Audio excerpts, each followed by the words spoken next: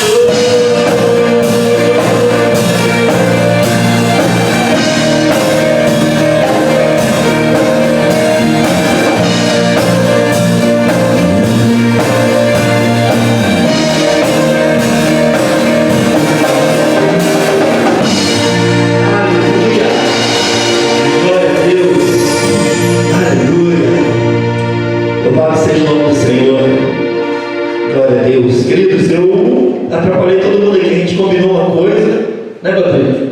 Combinamos uma sequência e mudamos. Aliás, mudei sem perceber, no meio do louvor percebi que não era essa para começar. Mas, amém.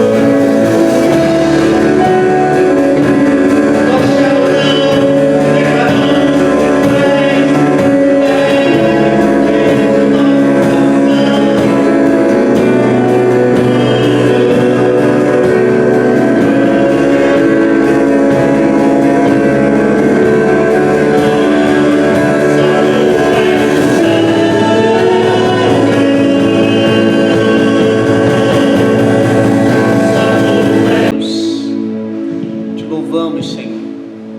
Obrigado, Pai, por essa noite tão especial. Bendito seja o Teu nome. Aleluia. Aleluia.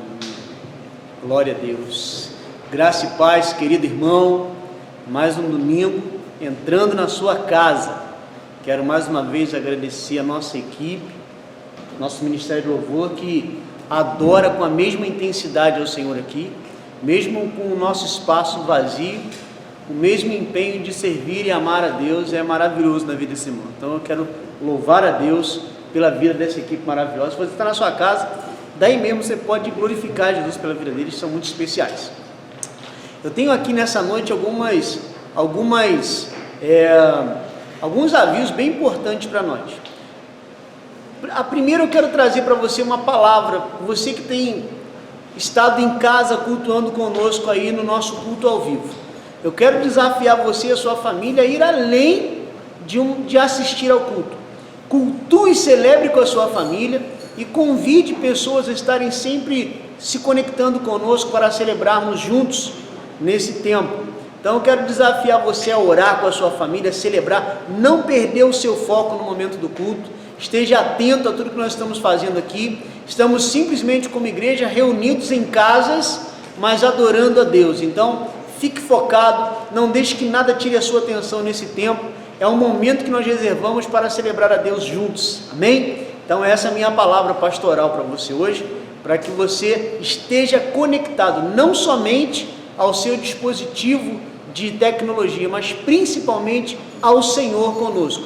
Que seja um tempo onde todo o nosso ser esteja voltado para Deus. E convide pessoas, mande o link da igreja. Nós temos aí hoje nossa transmissão ao vivo é pelo Facebook e também pelo Instagram. Mas se você, por acaso, quiser enviar esse culto para alguém, nós estamos lá no YouTube também, Igreja de Cristo em Várzea.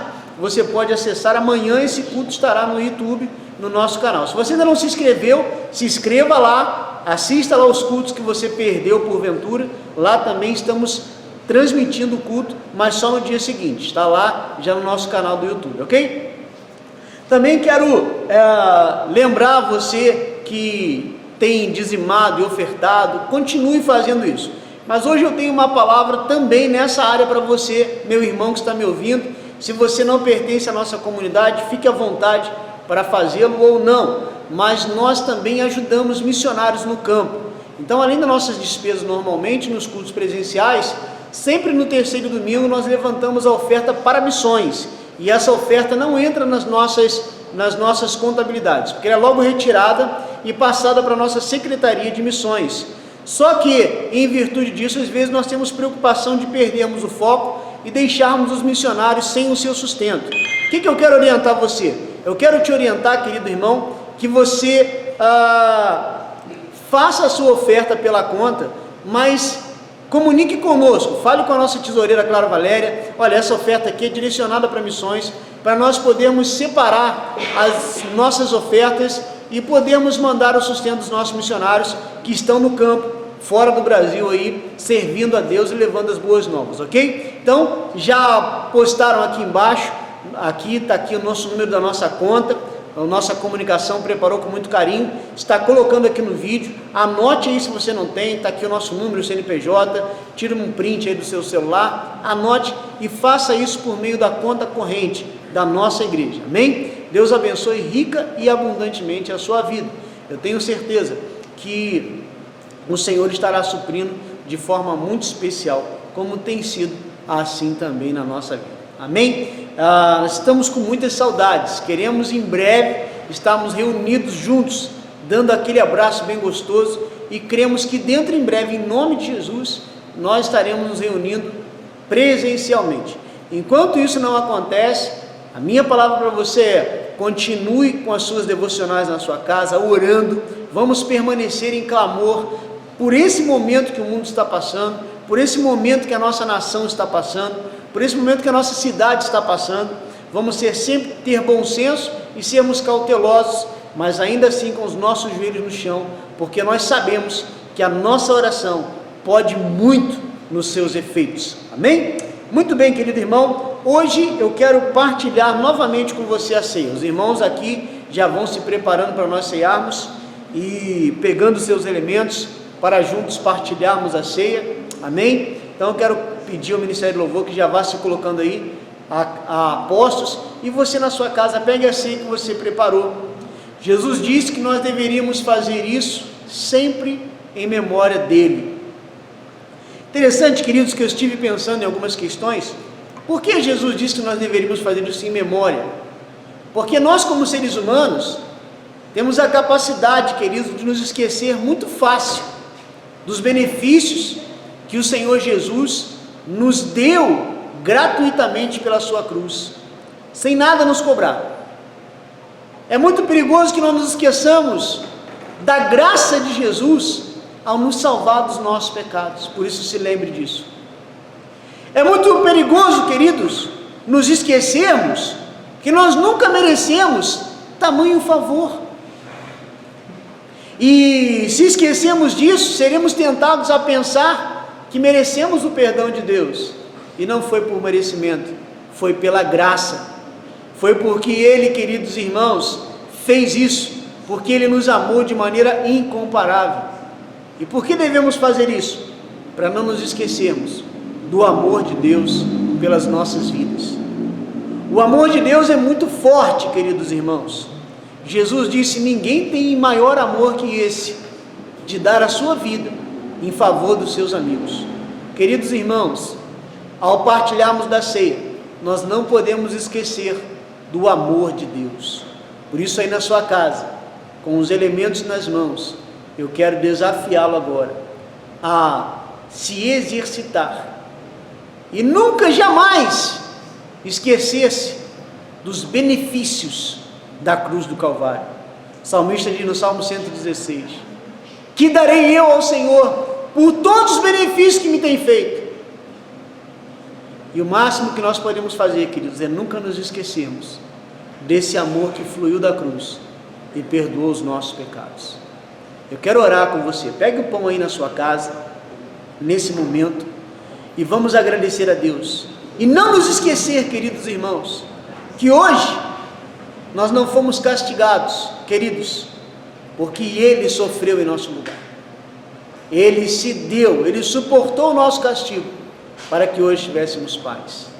Pegue o pão agora e agradeça ao Senhor comigo.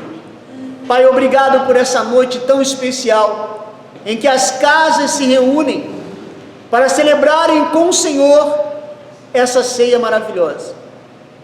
Abençoe agora pais, mães, filhos, irmãos, as famílias que nesse momento estão reunidas conosco para partilhar o pão e o cálice. Senhor, obrigado pelo pão. É o teu corpo, Senhor, que sofreu em nosso lugar. Ó Pai, que nós nunca nos esqueçamos disso, que nunca nos esqueçamos que foi por amor, que nunca nos esqueçamos da eficácia, Senhor, desse sacrifício. Nunca nos esqueçamos, Pai, que fomos livres do castigo eterno, porque o Senhor foi castigado em nosso lugar. Obrigado, Senhor. Nós te agradecemos nessa noite, de todo o nosso coração. Celebramos o pão vivo que desceu dos céus, Jesus. Obrigado, Senhor. Tome do pão, querido. Aleluia. Obrigado, Senhor. Eis aqui o cálice. Não devemos nos esquecer que nós não fomos justos por nós mesmos. Nós éramos culpados dos nossos pecados.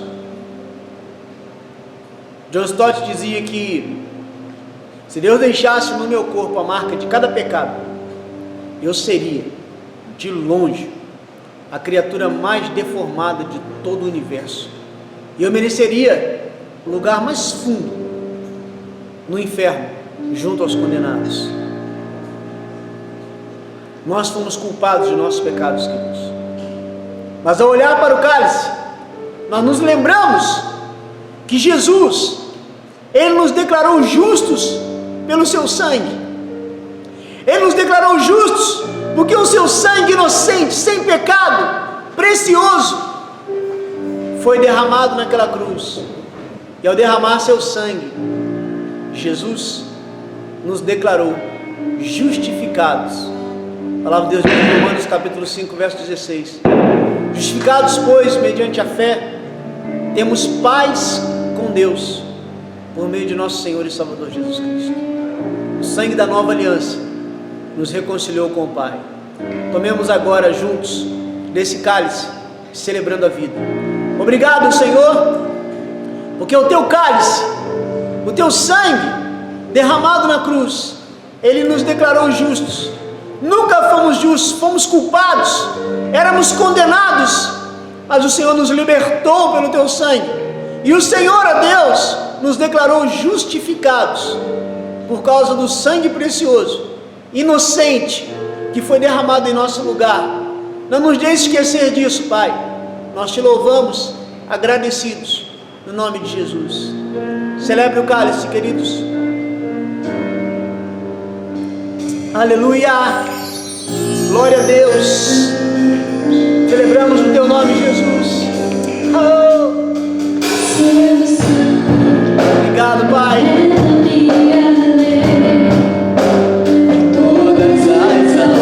Celebre o Senhor na sua casa. Sinta a presença do Espírito Santo mover o seu coração. Sinta a graça de Deus na sua vida. Aleluia. Jesus, esse é o meu sangue. Aleluia, Senhor. Obrigado, Jesus. Aleluia. Sim. Obrigado, Senhor, pela graça maravilhosa. Sim, Deus. Aleluia. Oh. Obrigado, Senhor. Santo, santo, santo é teu nome. Você pode erguer as suas mãos e celebrar a nova vida em Cristo. Aleluia.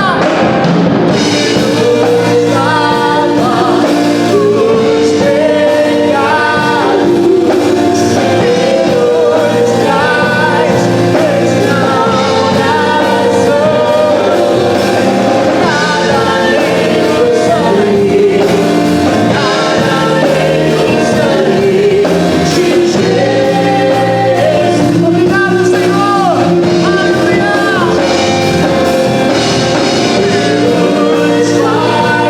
Brancos como a neve, aceitos como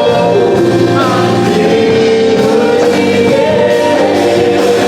Nada além do sangue, nada além do sangue de Jesus. Aleluia. Obrigado, Senhor. Obrigado por teu sangue. Obrigado pelo sacrifício da cruz. Nós te adoramos, nós te celebramos, em nome de teu Filho Jesus. Aleluia, aleluia, glória a Deus. Louvado seja o nome do Senhor. Que bom. Hoje nós queremos dar continuidade ao sermão que nós pregamos na semana passada. Semana passada nós falamos sobre a corrida da fé, correndo a carreira da fé. E nós falamos no sermão da semana passada sobre tudo aquilo que a Bíblia nos oferece, a palavra de Deus nos oferece para corrermos a corrida. Nós falamos sobre inspiração. Nós somos inspirados pelos campeões da fé lá de Hebreus 11, na galeria da fé.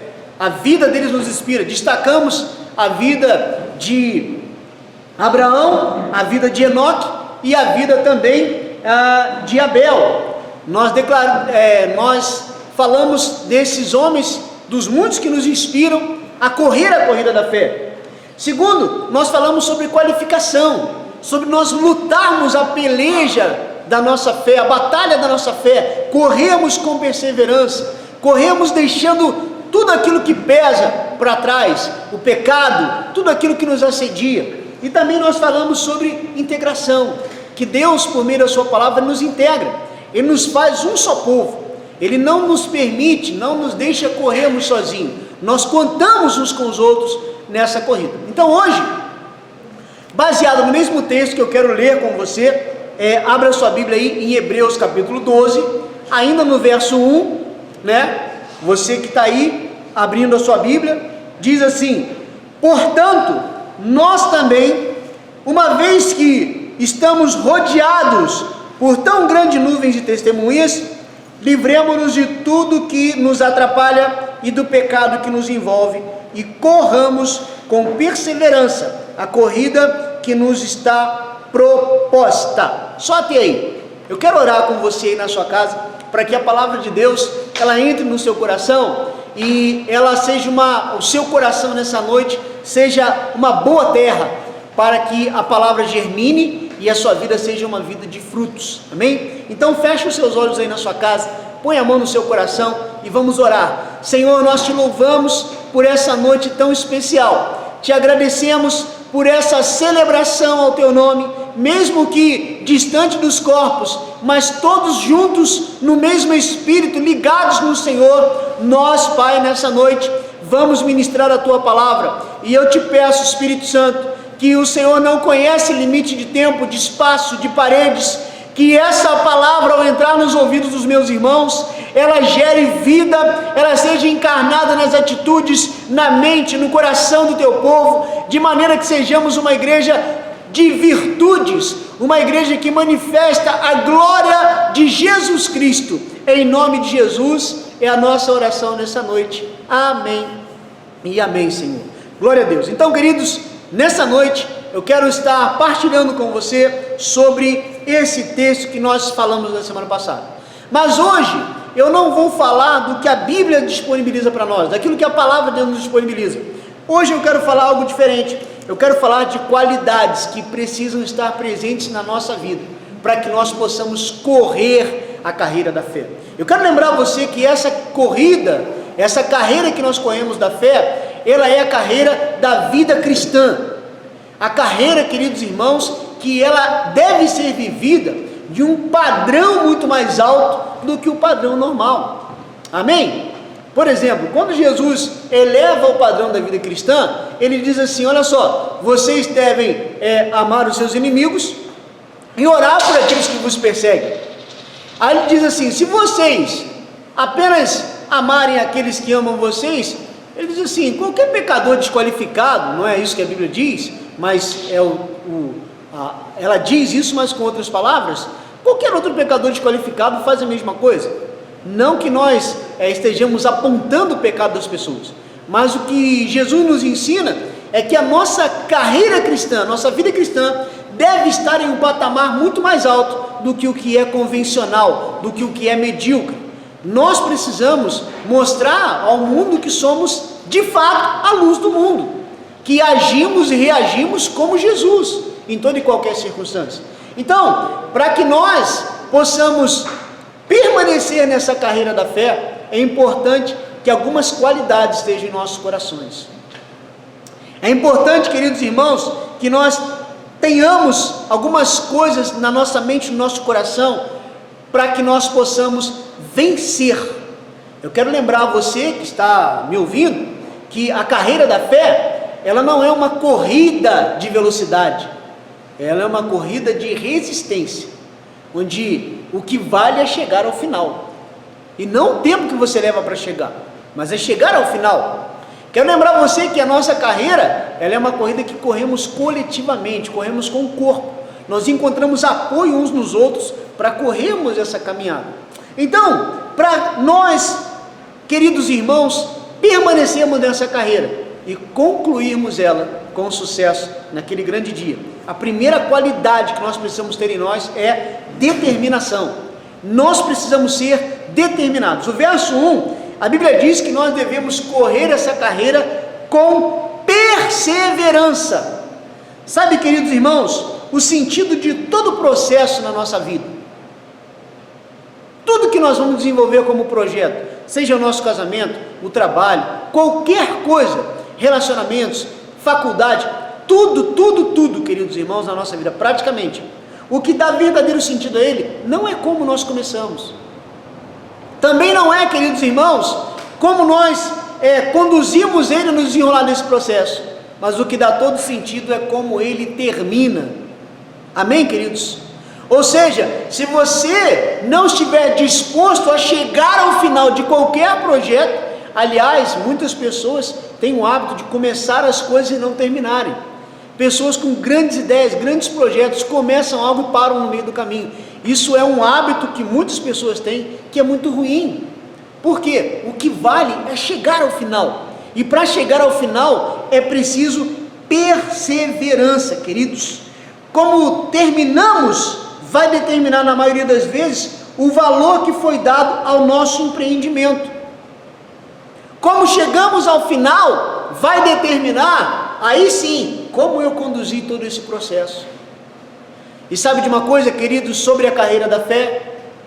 Naquele grande dia, Paulo escrevendo a uma de suas cartas, se não me falha a memória, aos Coríntios, ele diz assim, olha só, eu lancei os fundamentos, outro é aquele que constrói, mas cuidado cada um aquilo que constrói. Paulo está falando de Cristo, o fundamento que é plantado no nosso coração. E como eu vou construir a minha vida cristã, a minha carreira cristã? E aí Paulo diz, olha, se o que você construiu for ouro, prata e pedra precioso, naquele dia vai ser provado, porque vai passar pelo fogo. Mas se o que você construiu foi madeira, feno e palha, a sua obra vai ser consumida. Como você viveu a vida cristã? Contudo você vai ser salvo, como quem passa pelo fogo. Uma vez eu ouvi um pastor dizer que algumas pessoas vão ser miseravelmente salvas, porque não viveram à altura da sua vocação. E para que nós vivamos dessa forma é necessário, queridos irmãos, perseverança. É necessário, queridos irmãos, que em qualquer que seja a dificuldade que encontrarmos pelo caminho, nós devemos prosseguir com fé, nós devemos ir adiante. Muitas pessoas em meio à caminhada, aliás, quando Jesus ensina a parábola do semeador, uma das sementes, a Bíblia diz que cai entre os espinhos, e ele cresce e o sufoca. A Bíblia diz que algumas pessoas, que elas recebem a palavra com alegria, mas os cuidados dessa vida, os contentamentos, não faz com que a palavra germine, ou seja, falta perseverança. Algumas sementes que caíram pelo caminho, a Bíblia diz que quando chega a perseguição, ou por causa da palavra, elas desistem, falta perseverança. Jesus disse, olha, no mundo vocês terão aflições, mas tenham bom ânimo, eu venci o mundo. Ou seja, queridos irmãos, o que vale na carreira da fé é chegar ao final.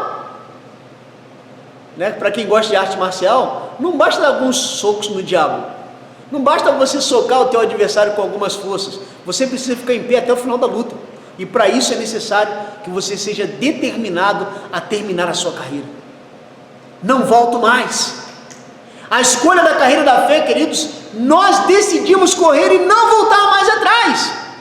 O próprio livro de Hebreus, capítulo 10, antes de entrar na galeria da fé, o texto do escritor de Hebreus diz assim: todavia o meu justo viverá da fé, mas se retroceder, não se compraz nele a minha alma. Mas o texto diz, todavia, nós não somos daqueles que retrocedem para a perdição, somos antes da fé para a conservação da alma. Persevere na fé, persevere na caminhada, a sua perseverança vai fazer com que você chegue ao final.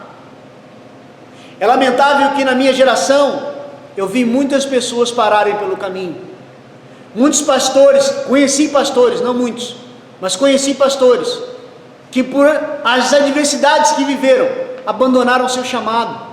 E se você está me ouvindo e tem um chamado, volte de novo ao lugar que você caiu, e deixe o Senhor conduzir os seus passos, e persevere na sua caminhada. Muitos jovens da minha geração, jovens que foram impactados pela glória de Deus, jovens que viveram dias de glória, de viverem a noite, nós éramos jovens que pregávamos, que íamos para as praças falar do amor de Jesus, que hoje, queridos irmãos, estão caminhando sem destino, não perseveraram. Queridos, nós precisamos de perseverança, nós precisamos prosseguir em frente, independente, queridos irmãos, das barreiras que se levantam na nossa vida. Independente dos desafios, independente dos tropeços que você tem, você precisa perseverar, precisa correr a sua caminhada com perseverança. Talvez você tenha me dizendo, pastor, eu já cometi tantos erros que eu não sei se eu consigo. Consegue sim! Deus é aquele que levanta as pessoas caídas. Deus é aquele, meu querido irmão, que dá força ao cansado, que levanta o abatido. Então você deve perseverar na sua caminhada. Não há razão para ficar prostrado, porque a graça de Jesus, ela renova a sua vida e ela te leva adiante. Então, se você está me ouvindo nessa noite, a minha palavra para você, para chegar ao final da corrida, você tem que perseverar. Ainda há tempo de levantar a sua cabeça, ainda dá tempo de voltar a sua vida de oração, ainda há tempo de voltar a sua vida na palavra, ainda há tempo de você restaurar o seu casamento, ainda há tempo, queridos irmãos, de você restaurar a sua vida. Persevere naquilo que um dia o Senhor chamou você para perseverar. Paulo fala isso com muita clareza. Olha, não digo que eu já tenha alcançado tudo, mas uma coisa faço, esquecendo-me das coisas para trás fica, e avançando para as que diante de mim estão, eu prossigo para o prêmio da soberana vocação de Deus em Cristo Jesus, para conquistar aquilo para que também fui conquistado. É Filipenses. Paulo tinha essa visão em seu coração, de prosseguir sem parar. Então, se você está me ouvindo, querido, persevere na fé, continue caminhando com Cristo, continue ao lado de Jesus, não importa o que aconteceu até aqui, Deus ainda tem uma trajetória para a sua vida, de levar você ao destino final desta carreira. Persevere, é preciso perseverança, e para que possamos terminar principalmente essa carreira, nós precisamos nunca, jamais desistir. Então, persevere nessa caminhada. A segunda qualidade, nós precisamos de especificação, precisamos ser específicos. Observe algo muito importante, queridos. No verso 1 ainda, a Bíblia diz que nós devemos correr a carreira que nos está proposta.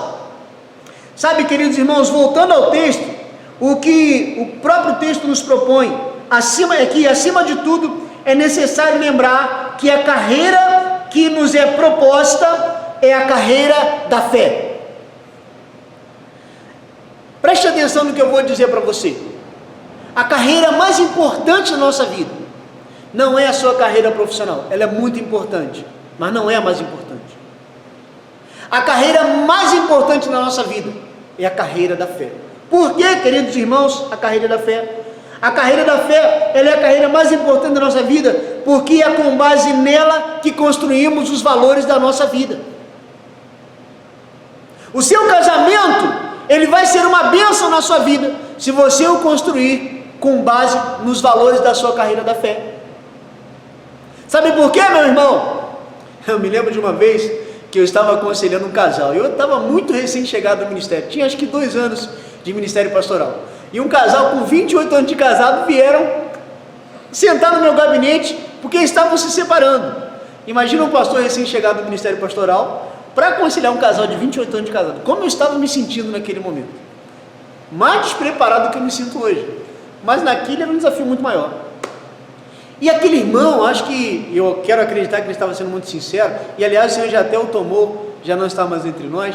Eu me lembro que ele disse assim: pastor, deixar a esposa não é problema, o problema é deixar Jesus, né? Eu falei: agora, o que eu vou falar para esse irmão? Realmente ele não pode deixar Jesus, mas espera aí, alguma coisa não está alinhada. Eu disse: olha, irmão, o problema é que quando você pensa em deixar a sua esposa, você já deixou Jesus há muito tempo, porque se você perguntar para Jesus se ele quer que você abandone a sua esposa, com certeza ele vai dizer que não é isso que ele quer de você. Então, se a sua vontade não está alinhada com a de Jesus, você já... Eu acho que aquela foi o Espírito Santo que me deu na hora. Falou: fala isso aqui, meu filho. E naquele momento, aquele casal foi levado a uma reflexão de que, de fato, de verdade e de via de regra, a vida deles estava desalinhada com a sua carreira da fé. Entendeu por que a carreira da fé é a carreira mais importante na nossa vida? É porque é com base nela que nós construímos todos os valores da nossa vida.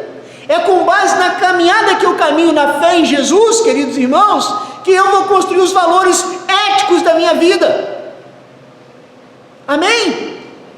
Eu não serei um bom funcionário na empresa que eu trabalho para ser um cristão. Eu me tornei um funcionário melhor porque Cristo agora entrou na minha vida. Então, a partir de agora, a minha relação com o meu trabalho é uma relação baseada naquilo que Jesus espera de mim como seu filho. Então, passa a ser uma consequência. Cristãos não fazem boas obras para serem salvos, eles fazem boas obras porque foram salvos, porque agora eles enxergam por outro prisma, eles iniciaram uma carreira tão excelente na sua vida, que é a carreira da fé, que eles passam a olhar agora com os olhos de Cristo. Cristão não é bobo porque perdoa, cristão agora perdoa porque Jesus o perdoou, e ele entende o valor do perdão. Você está entendendo, queridos? Nesse ponto eu ainda quero falar uma coisa sobre a carreira da fé. A carreira da fé, queridos irmãos, na carreira da fé, nós passamos pelos 3 testes mais importantes da nossa vida. Você sabia disso? Há testes que nós passamos o tempo todo. Por exemplo, o primeiro teste é o teste doutrinário. João vai nos ensinar sobre esses 3 testes. Nós encontramos lá na primeira epístola de João. 1 João capítulo 1, verso 22, ele diz assim: quem é o mentiroso, senão aquele que nega que Jesus é o Cristo? O primeiro teste da nossa carreira cristã é o teste doutrinário. Quem é o mentiroso, senão aquele que nega que Jesus é o Cristo? Querido irmão, deixa eu dizer algo para você. O nosso ensinamento não está baseado em uma doutrina eclesiasticamente preparada pela nossa comunidade, pelo nosso movimento. Nós fazemos parte do movimento da Igreja de Cristo, movimento de restauração mundial das Igrejas de Cristo no Brasil, mas o que permeia a nossa fé é a pessoa de Cristo. O essencial que nos une a toda a igreja é aquele que se apoia na cruz do Calvário, que crê que somente por Cristo o homem pode alcançar a salvação, somente Jesus pode salvar o homem. Isso é essencial para a nossa unidade. Não importa. Nós temos igrejas de Cristo pelo Brasil totalmente diferentes de nós. No mundo, espalhado pelo mundo, são diferentes de nós. Nós temos uma parte da igreja de Cristo que não tem instrumentos, mas são igreja de Cristo. Por quê? Só porque não tem instrumento? Não, queridos, eles são igreja de Cristo porque foram salvos pela cruz do Calvário. Então, querido irmão, se eu professo a Jesus como meu único e suficiente Salvador, e se você também professa, não importa, querido irmão, qual igreja você pertence, não importa a placa que está no local que você frequenta, somos todos um povo lavado e remido pelo sangue de Jesus. Jesus, queridos irmãos, Ele é o único elo que nos une como um só povo. Não importa, nós não somos a igreja de Cristo só porque somos os melhores. Não, pelo contrário, não somos os únicos, mas somos unicamente cristãos. Somos só um povo que foi lavado e remido pelo sangue de Jesus Cristo. O único meio de salvação para nós, o único credo nosso, o único livro inspirado para nós é a Bíblia. Isso é a igreja de Cristo. O teste doutrinário. Então, se você, querido irmão que está me ouvindo agora, acredita que precisa de algo além de Cristo para a salvação, você foi reprovado no seu teste de doutrina. Porque o nosso doutrinamento é Cristo, é Jesus. Não é o pastor, não é o clero, não é a liderança, é Cristo o cabeça de todas as coisas. Portanto, amados irmãos, nós somos nessa carreira da fé provados pelo teste doutrinário. O segundo teste que nós passamos é o teste moral. 1 João capítulo 1, verso 6 diz assim: se afirmarmos que temos comunhão com Ele, com Jesus, com Deus, mas andamos nas trevas, mentimos e não praticamos a verdade. O teste moral, ele nos leva a um pensamento muito maior, que as minhas palavras precisam estar de acordo com aquilo que está dentro de mim. Uma igreja que não ama o próximo não tem o direito de dizer que é uma igreja cristã. Um cristão que não ama seu irmão não pode dizer que ama Jesus. Ele está mentindo. E aí nós somos levados a uma reflexão de se nós estamos passando por esse teste. Porque quando Jesus nos amou, Ele não viu nada de especial em nós, a não ser Ele ser a própria personificação do amor. Ele nos amou porque Ele nos amou. E Ele nos ama porque Ele nos ama. Ele não nos ama mais porque fazemos coisas boas e não nos ama menos porque fazemos coisas ruins. Ele nos ama incondicionalmente. E esse é o amor que marca a verdade do cristão. O cristão que vive na verdade é aquele, querido irmão, que ama o seu próximo. E esse é o teste talvez mais difícil. Talvez esse seja o teste que nós mais precisamos atentar para eles. Talvez você ainda não entendeu que você só ama o ser humano quando você consegue o enxergar além das suas ações, além dos seus padrões.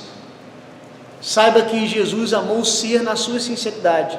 Quando você olha para alguém, querido irmão, independente do estereótipo, saiba que existe um ser que é essencial ali, e é esse ser a quem Deus ama, independente de qualquer circunstância.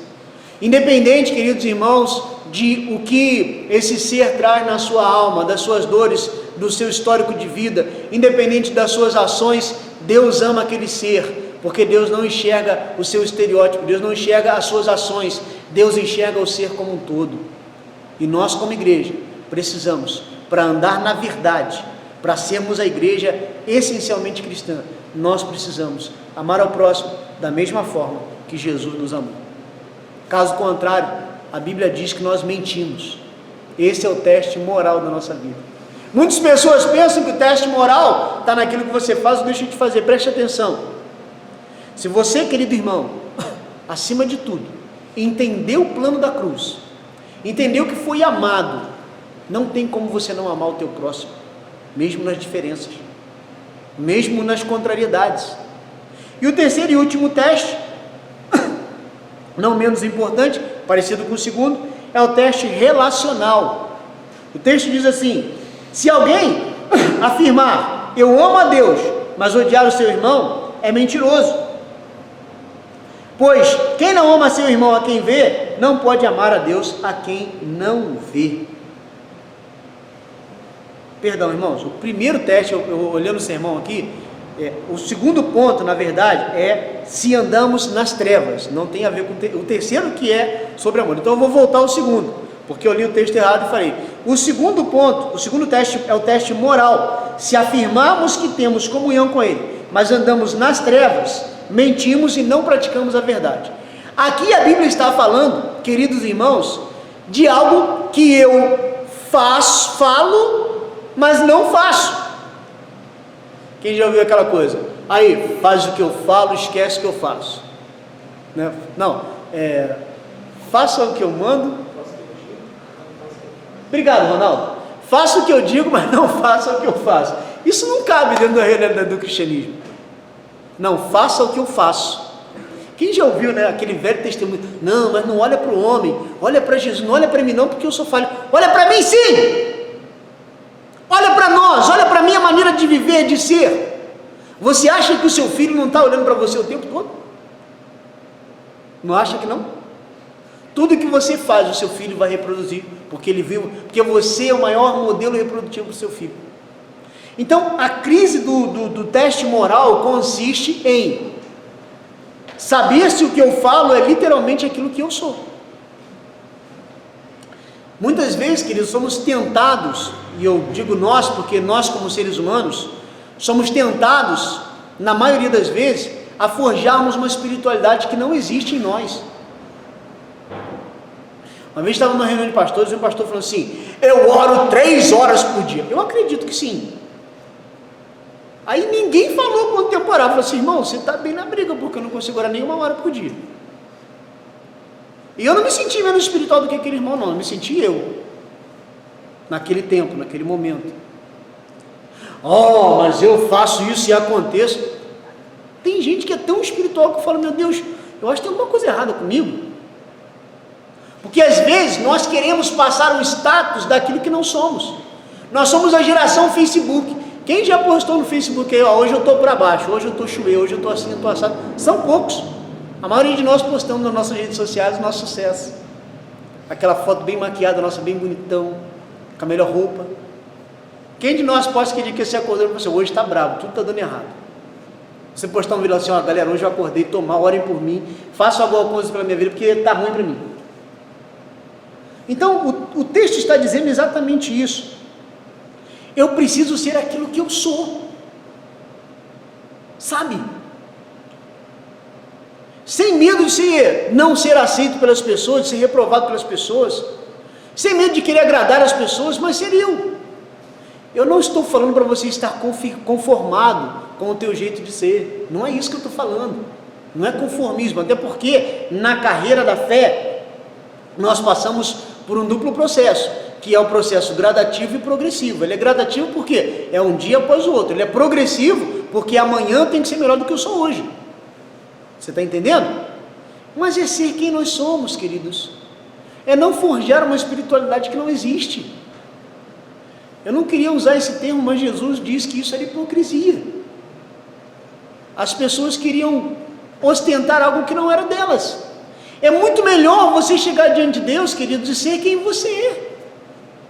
Se você lê pouco a Bíblia, abre o seu coração, pastor, leio pouco a palavra, preciso melhorar nessa área. Ok. Se você não tem orado, pastor, tenho falhado na minha vida, seja sincero. O que Deus deseja de nós é isso, é que nós andemos na luz, que nós sejamos quem nós somos. Então o teste moral está baseado nisso. Quem eu sou? Eu sou aquilo que eu falo. Quer saber quem eu sou? Pergunta para a Vanessa. Pode ser que você se decepcione, porque ela vai te falar. Cabeça dura, inclusive, me preocupa que eu vejo as minhas filhas tão parecidas comigo. Deus, abençoa essas crianças, que elas não entendam essa parte do meu ser, né? Às vezes eu estou falando com a Bia alguma coisa, e a Vanessa olha para mim e fala assim, ó, tá vendo? É você amanhã. Mas é esse cara que eu preciso mudar, é esse cara que eu tenho que não ser, sabe? Desde que as pessoas vejam quem você é de fato e verdade. Abra seu coração, não tenha medo, porque o que Deus espera de nós é que nós andemos na luz. Andar na luz, querido, ser quem nós somos, tem vários benefícios. Primeiro, que João diz que se nós andarmos na luz como Ele está na luz, nós mantemos comunhão com os outros, uns com os outros. E o sangue de Jesus, seu Filho, nos purifica de todo o pecado. Então esse é o segundo teste. O terceiro, como eu já falei antecipadamente, que eu troquei as bolas aqui, né, é o teste relacional. Então, cara, o meu teste relacional é o seguinte: eu amo a Deus quando eu amo meu próximo. Se eu não amo meu próximo, eu não amo a Deus, e pronto, acabou. É o que João está falando para a gente aqui em 1 João 4,20. Se alguém afirmar eu amo a Deus, mas odiar seu irmão, é mentiroso, pois quem não ama seu irmão a quem vê, não pode amar a Deus a quem não vê. Ou seja, nesse fato, nesse aspecto, o teste relacional, ele me leva a acreditar, ele me leva a viver bem, a amar o meu próximo, mesmo que ele não seja o que eu sou, não pense como eu penso. Flamenguista amando vascaíno, amém, isso é cristão. Botafoguense, essa é a essência. Na verdade, o futebol, a ideia é essa, é unidade, não é? Unidade na diversidade. Então, o teste relacional, que é o terceiro teste que eu antecipei, é quando eu amo o meu próximo. Lembra do casal que eu falei? Se você deixou de amar a tua esposa, você deixou de amar Jesus há muito tempo, porque Jesus, Ele é a fonte que nos leva a amar o próximo. Então, querido, o teste que eu passo com Deus é, opa, peraí, eu tenho amado o meu próximo? Eu tenho amado a minha esposa como eu deveria amar? Porque se eu não tenho feito isso, é possível que eu não esteja amando ao meu Deus como eu deveria amá-lo. Então são perguntas que devemos fazer para nós, e são os três testes: teste doutrinário, o nosso Cristo, o essencial para a nossa salvação; o teste moral, é ser aquilo que eu sou, não forjar uma espiritualidade falsa, não forjar uma vida que eu não vivo; e a terceira coisa, querido irmão, é o teste relacional. Se eu amo meu próximo, eu amo a Deus. Se eu não amo meu próximo, eu não amo a Deus nada. E para terminar essa meditação, agora vamos para o último ponto, que é centralização, e esse é o ponto mais importante da nossa mensagem hoje. O texto diz, primeiramente, que nós devemos correr com perseverança, que nós devemos correr a carreira que está proposta, que é a carreira da fé em Cristo, e por último, ela diz que ela tem que ter uma centralidade. E aí ele nos informa o seguinte: olhando firmemente para o autor e consumador da fé, Jesus, o qual, em troca da alegria que lhe estava proposta, suportou a cruz, não fazendo caso da ignomínia, e está sentado à destra do trono de Deus. Considerai, pois, atentamente aquele que suportou tamanha oposição dos pecadores contra si mesmo, para que não vos fatigueis desmaiando em vossa alma. é o verso 2 e o verso 3 do capítulo 12 de Hebreus. Queridos irmãos, esse é o último ponto. Na carreira da fé, queridos, nós temos que ter um foco. E na vida, nós somos seres humanos que tendemos diariamente a perdermos o foco. Eu sempre lembro da nossa dieta, né? Quem começa aquela dieta todo animado, todo empolgado e está focado na dieta 3, 5 dias, às vezes quando é uma semana, 2, perdeu o foco. Pronto, já perdi o foco. Fui numa festa e perdeu o foco. Pessoas que começam projetos, como eu falei no início da pregação, projetou, colocou no papel, vai dar certo, vai em frente, começa, no meio do caminho abandona o barco. Pessoas que normalmente não têm foco, não têm um objetivo firmado.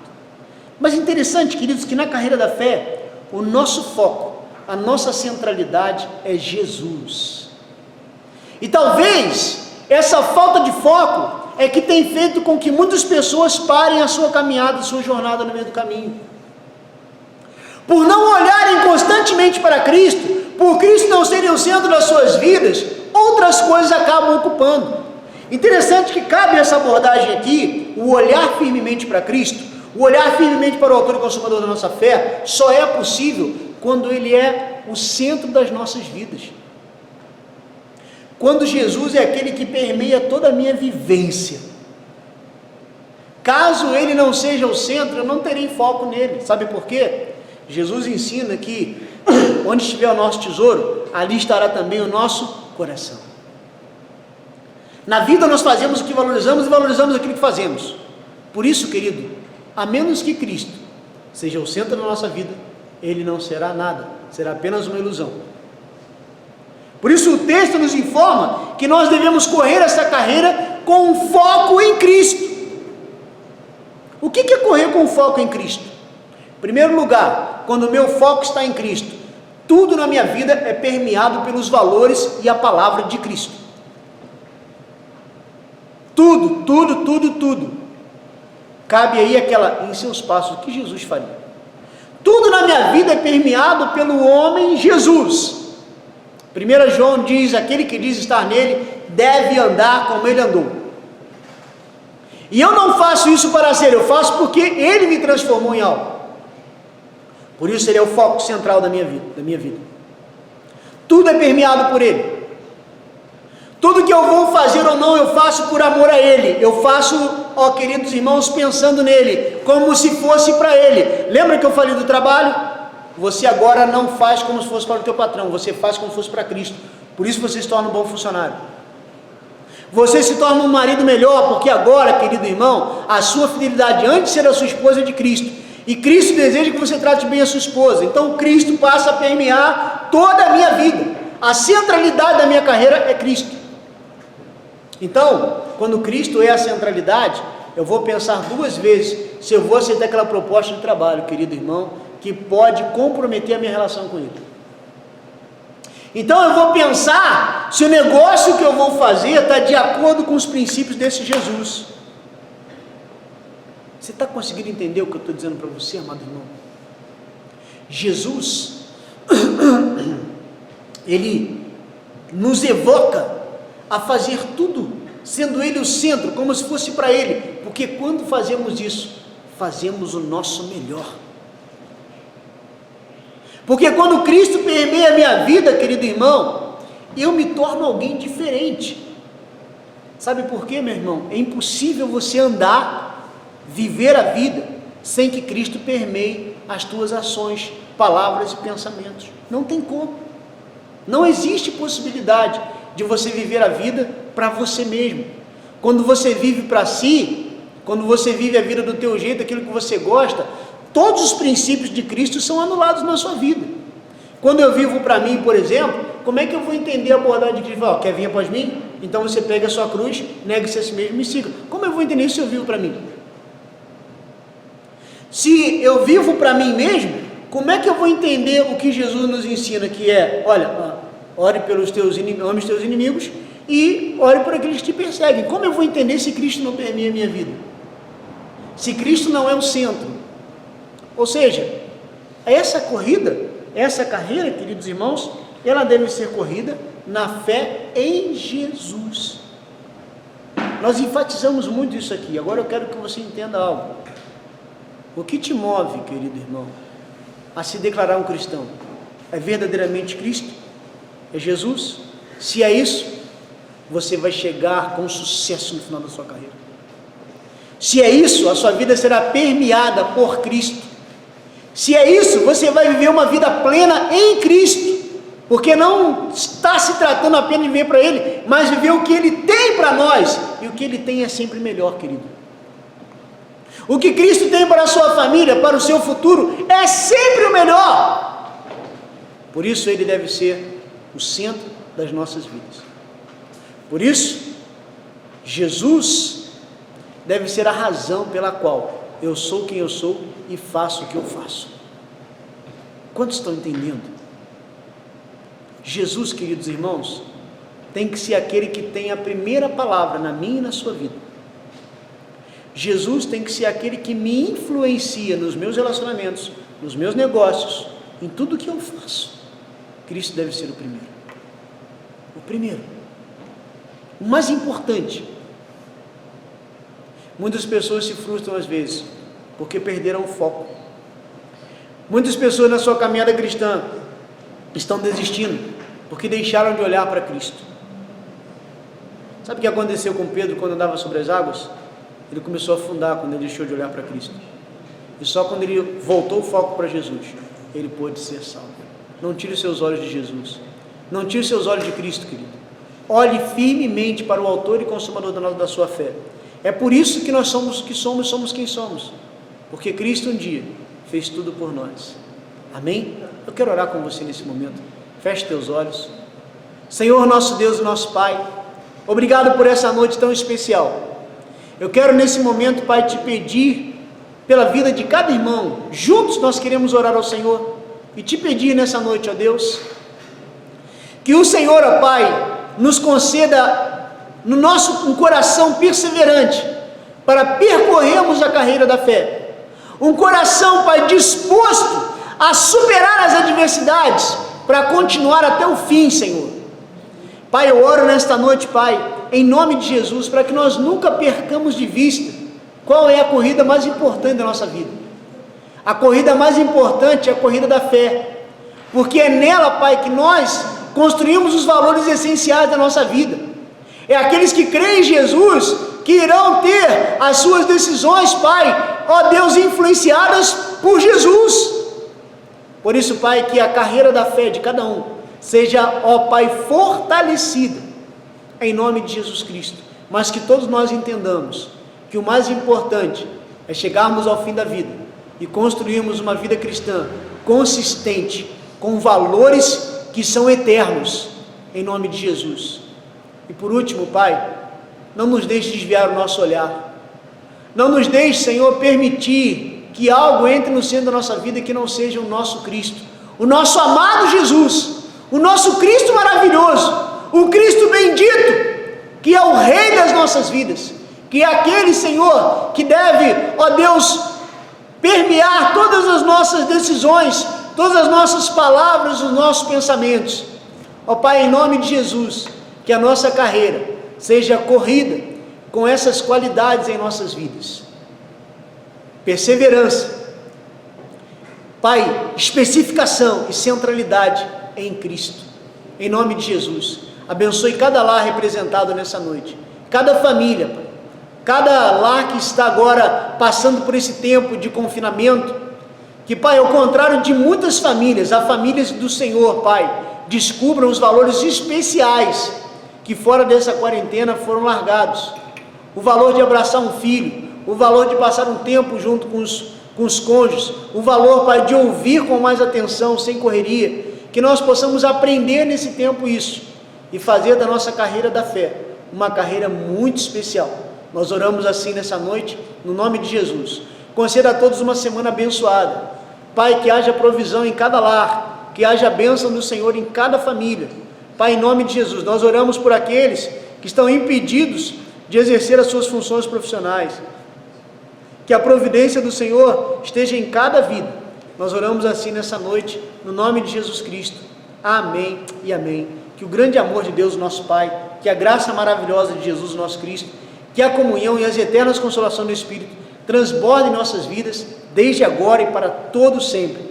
Que o Senhor abençoe a sua semana, que você tenha uma semana cheia da glória de Deus. E lembre-se, corra a sua carreira com toda a força do seu ser e olhe firmemente para Jesus, autor e consumador da nossa fé. Deus abençoe a todos em nome de Jesus e até o próximo domingo.